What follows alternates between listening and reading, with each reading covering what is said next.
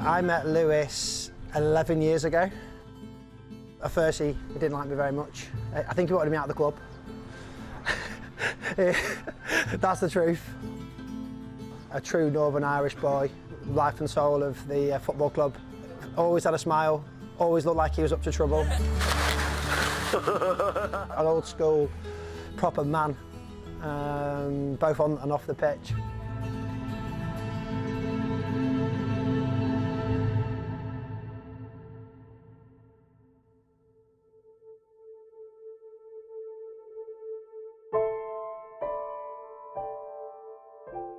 I remember it vividly. Got a phone call off one of Lewis's other very close friends, David, who let me know that obviously Lewis had been found. We came over as immediately as we could get a flight, and we arrived in Leeds. I think it's no exaggeration to say we were greeted by a flood of tears. Young men who just said, I don't understand this, you know, what, gambling? None of them knew that Lewis was a gambler. We found a suicide note that said addiction is cruel, and we pieced it together and we realised that he'd taken his own life because he saw no way out from his addiction. It was unbelievably upsetting to know that one of my best friends couldn't talk to me about something which was hurting him so much. That's the sad part of it all, was that he just on his own, he was struggling with it, but nobody to help him. And we would have helped him, these guys would have helped him, sorry. But he didn't ask for help. I think he was too ashamed.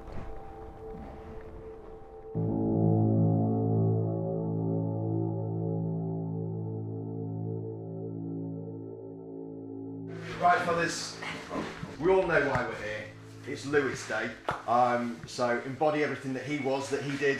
Obviously, the hardest of hard tackles, the worst possible celebrations, and I want you to just, for those that have come back to come and play for Headingley, just enjoy being part of Headingley again, because I love it, and I'm so excited about today, and let's go! The addiction, and mentioning the addiction as the reason for his suicide and his death, kicked off where we are today, sort of 6 years on. The main thing was celebrating Lewis's life. It's morphed into fundraising awareness around gambling and support which raising awareness can offer to people who are suffering.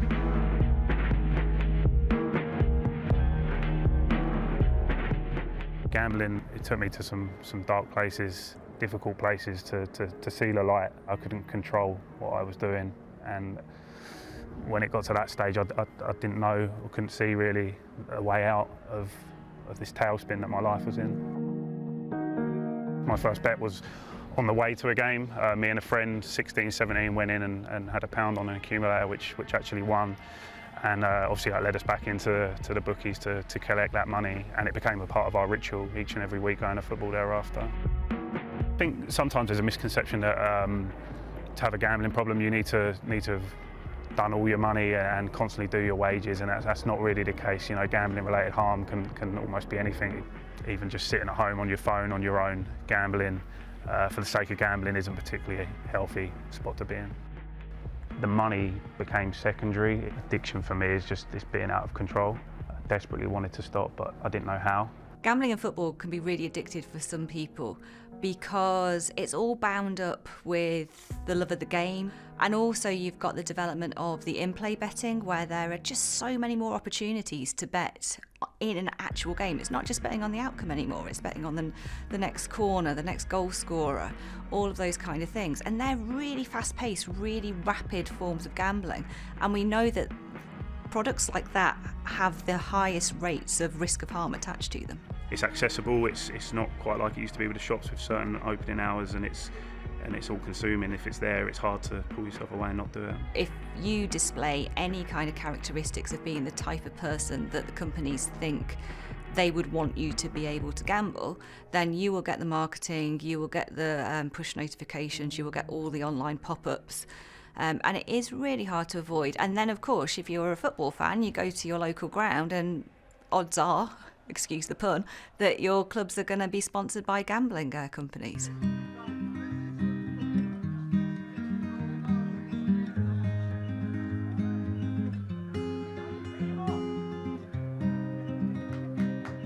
To come out on the football pitch with the message of gambling lives on a shirt fills me with pride. One, because we're a football club who do things different. A football club which has taken something so tragic and Lewis's death to be something which is positive.